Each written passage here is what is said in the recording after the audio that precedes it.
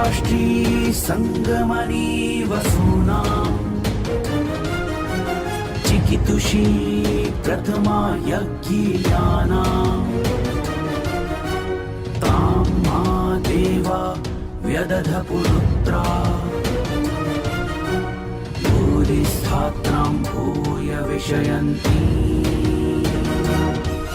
भारत विक्रम, भारत वर्ष की अक्षय कीर्ति गाथा।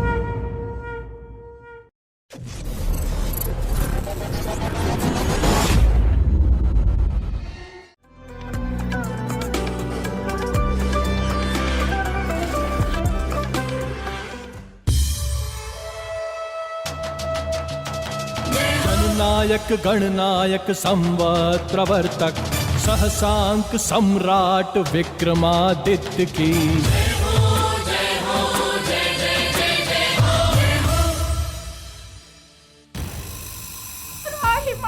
त्राहिमाम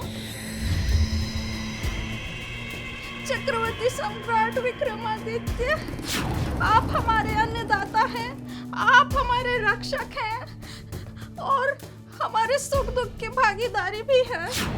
तो इस विकट परिस्थिति में आप हमें अकेला छोड़ इस राजमहल में कैसे रह सकते हैं?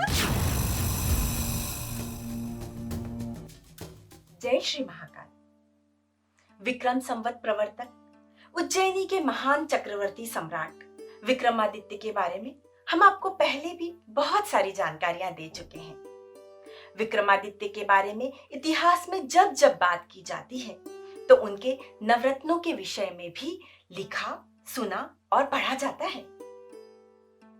ये कहना शायद सबसे ज्यादा उचित होगा कि अपने काल में महाराजा विक्रमादित्य अपना समय अपनी प्रजा की चिंता और उनके सुख दुख की चिंता करने में बिताते थे। महाराजा विक्रमादित्य के नवरत्नों में से एक धन्वंतरी चिकित्सा के क्षेत्र में नित्य नए अनुसंधान करते रहते थे। अनेक विद्वानों के अनुसार तो उन्हें शल्य चिकित्सा के क्षेत्र में अग्रज माना जाता है। एक बार ऐसे ही महाराजा विक्रमादित्य धन्वंतरी के सामने अपनी इच्छा प्रकट करते हुए बोले, वैद्यराज, आप तो चिकित्सा जगत के ज्ञाता हैं। क्या आप हमारे एक प्रश्न का उत्तर दे सकते हैं? जी महाराज, मैं यथासंभव प्रयास करूंगा। क्या चिकित्सा जगत के नवीन अनुसंधान से मनुष्य को अमरता प्राप्त हो सकती है? महाराज, इस युग में अमरता तो देवताओं को भी प्राप्त नहीं। एक निश्चित अवधि के बाद तो तारे और गणिकाएं भी समाप्त हो जाते हैं, फिर हम तो मनुष्य हैं। लेकिन हाँ, बेहतर स्वास्थ्य से मनुष्य अपने जीवन को और बेहतर बना सकता है। स्वस्थ जीवन भी अमरता से कम नहीं है महाराज। निसंदेह वैद्यराज, हमारे विचार भी कुछ ऐसे ही हैं। लंबा जीवन जीने से बेहतर है उसे निरोग रहकर बिताया जाए। लेकिन महाराज, मुझे आपकी इस भूमिका के पीछे कुछ उद्देश्य प्रतीत हो रहा है। कृपया कर स्पष्ट करें। वैद्यराज, हमारी प्रजा निरंतर रूप से किसी न किसी बीमारी से ग्रसित रहती है और सैनिकों के उपचार के लिए भी हमें नवीन औषधियों पर शोध करना होगा। आप अपने चिकित्सा जगत से कोई ऐसी औषधि खोज निकालिए जिसके सेवन करने से सारे रोग कष्ट दूर हो जाए और हमारी प्रजा निरंतर रूप से स्वस्थ और निरोगी रहे। लेकिन उसके लिए मुझे हिमालय की दुर्गम पहाड़ियों में जाना होगा। साथ ही मुझे कुछ व्यक्ति और संसाधनों की भी आवश्यकता होगी। अवश्य, आपको जो भी संसाधन चाहिए आप अपने साथ ले जा सकते हैं। जी महाराज, लगभग 3 माह का समय और कुछ धन की भी आवश्यकता होगी। आप केवल अपनी यात्रा की तैयारी कीजिए, धन का प्रबंध भी हो जाएगा। जो आज्ञा अन्नदाता। मैं कल सुबह ही सूर्य निकलने से पहले हिमालय की ओर प्रस्थान करता हूँ। प्रजा की सुधरे सेहत तो बने गुराज महान, बोलो महाकाल की जय। प्रजा की सुधरे सेहत तो बने गुराज महान, पाकर आज्ञा राजा की धन्वंतरी की ओ प्रस्थान। 4 माह से हिमालय में ढूंढी जड़ी और बूटी, कियो शोध नयो नयो जो करे रोग की छुट्टी, बोलो महाकाल की जय।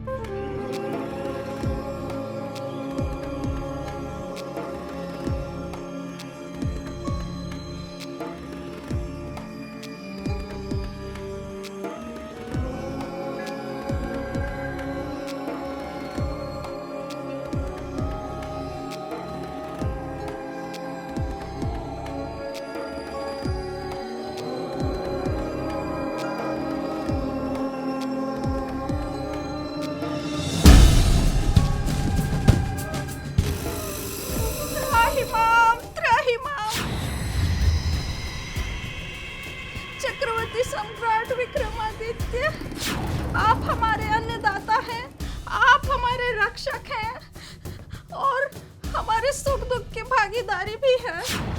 तो इस विकट परिस्थिति में आप हमें अकेला छोड़ इस राजमहल में कैसे रह सकते हैं? हे माई, आप कौन हैं और इतना विलाप क्यों कर रही हैं? आखिर हमारे राज्य में आपके दुख का कारण क्या है? हे राजन, मैं आपकी प्रजा हूँ और मेरी गोद में मेरा नन्हा सा पोता है जो ज्वर के ताप से लाल हुआ जा रहा है। महाराज, ये परिस्थिति केवल मुझ अकेले की नहीं, वर्तमान समय में हर कोई इस रोग से ग्रसित है।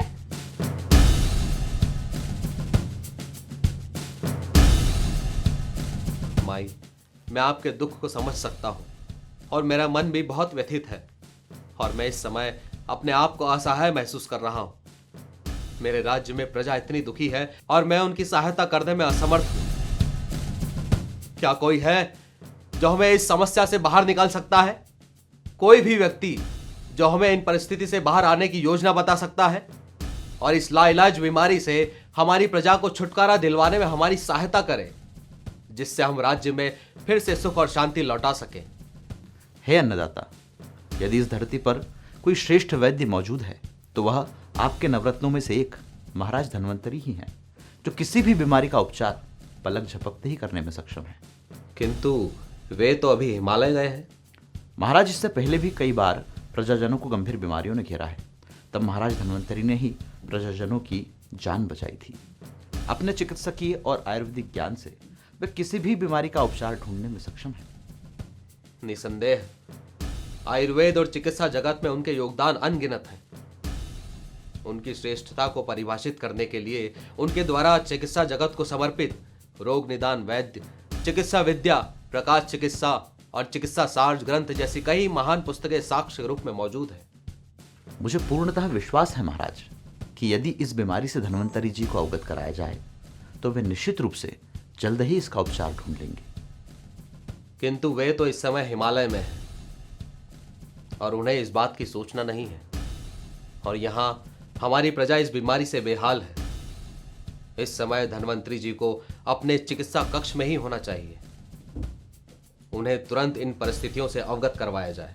जो आज्ञा महाराज।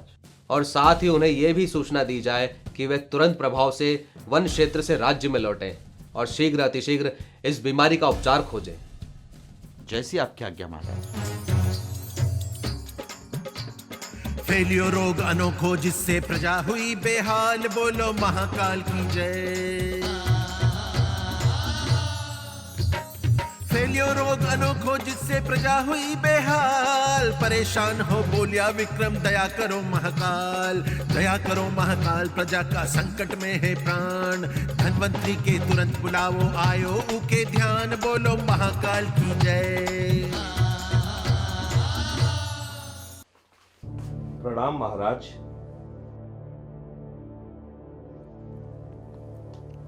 वैद्यराज।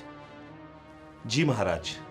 हम कभी भी आपके एकांतवास में किए गए शोध कार्य में बाधा नहीं डालते यदि ये विकट समस्या नहीं होती।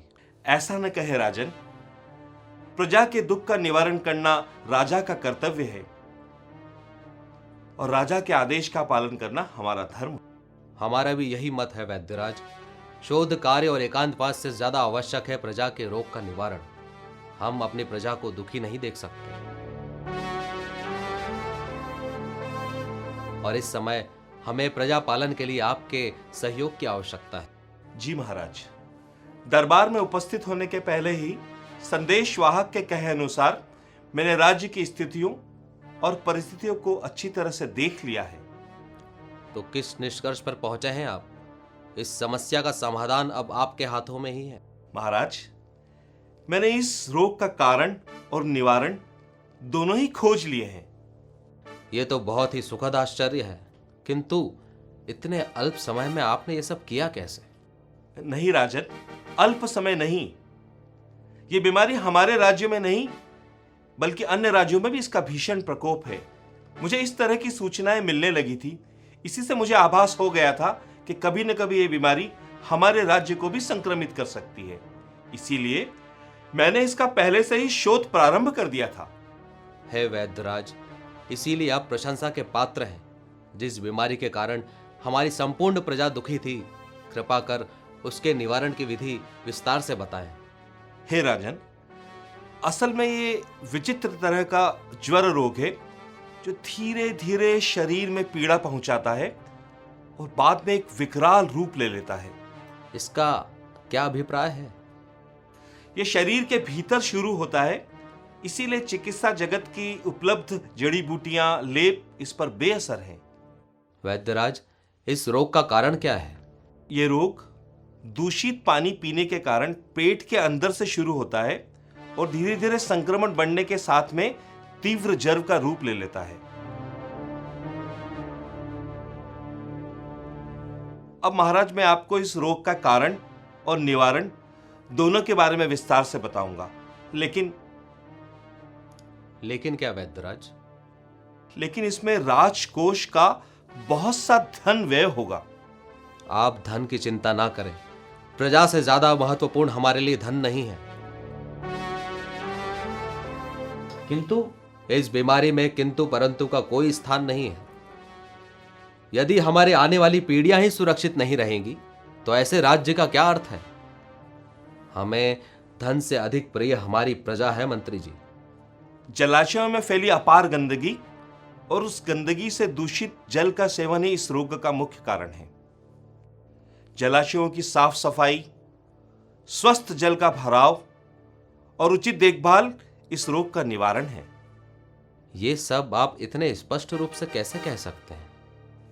महाराज, कल रात मैंने अपने राज्य में स्थित विभिन्न जलाशयों से जल पात्रों में जल मंगवाया और जल जीवों को उनके अंदर रख दिया। सुबह उठकर मैंने देखा कि एक पात्र को छोड़कर सारे जल जीवी मृत हो चुके हैं। इसका अर्थ यह हुआ कि हमारे जलाशय इतने दूषित हो गए हैं कि उसमें जल जीव भी जीवित नहीं रह सकते। जी महाराज। जलाशयों को स्वच्छ रखना और प्रजा को जल की स्वच्छता के बारे में समझाना, ये तो हुआ उस रोग को रोकने का एक उपाय।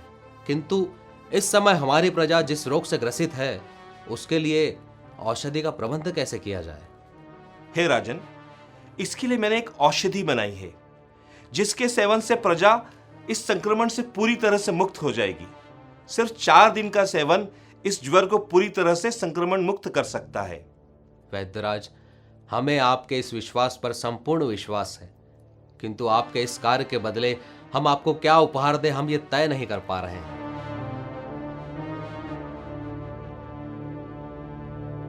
धन्वंतरी जी, कृपा कर हमें इस औषधि के मूल्य के बारे में बताइए ताकि हम प्रजाजनों से कर के रूप में इसे प्राप्त कर सकें। नहीं मंत्री जी, ये औषधि हमारी प्रजा में निःशुल्क वितरित की जाएगी। हमारी प्रजा वैसे ही इतनी दुखी है, उस पर और आर्थिक बोझ हम नहीं डाल सकते। क्षमा करें महाराज, लेकिन इससे तो राजकोष पर अत्यधिक बोझ बढ़ जाएगा। नहीं मंत्री जी, हमारा राजकोष हमारी प्रजा है और इस दुख की घड़ी में हम उनसे औषधि के दाम नहीं ले सकते। ऐसे कई राजकोष हम अपनी प्रजा पर निछावर कर सकते हैं। हे राजन, एक चक्रवर्ती सम्राट के दरबार में खड़ा होना और उनके मुख से प्रजापालन के बारे में सुनना मेरे लिए सौभाग्य की बात है। मैं ईश्वर से प्रार्थना करता हूं कि इस राज्य में प्रजा इसी तरह खुशहाल रहे। आपकी सदा जय हो महाराज, सदा जय हो। सम्राट विक्रमादित्य की जय हो, जय हो। भगवान महाकालेश्वर की जय हो, जय हो, जय हो, जय हो। तो ऐसे थे हमारे वीर विक्रमादित्य, उज्जैनी के महान चक्रवर्ती सम्राट, जिनके लिए अपना चक्रवर्ती होना इतना महत्वपूर्ण नहीं था, ना ही उनका राजकोष उनके लिए महत्वपूर्ण था और ना ही राज दरबार। उनके लिए अगर कुछ महत्वपूर्ण था तो अपनी प्रजा का सुख दुख। शायद इसीलिए वो अपने राजमहल से ज्यादा अपनी प्रजा के हृदय में निवास करते थे। जय श्री महाकाल, जय वीर विक्रमादित्य।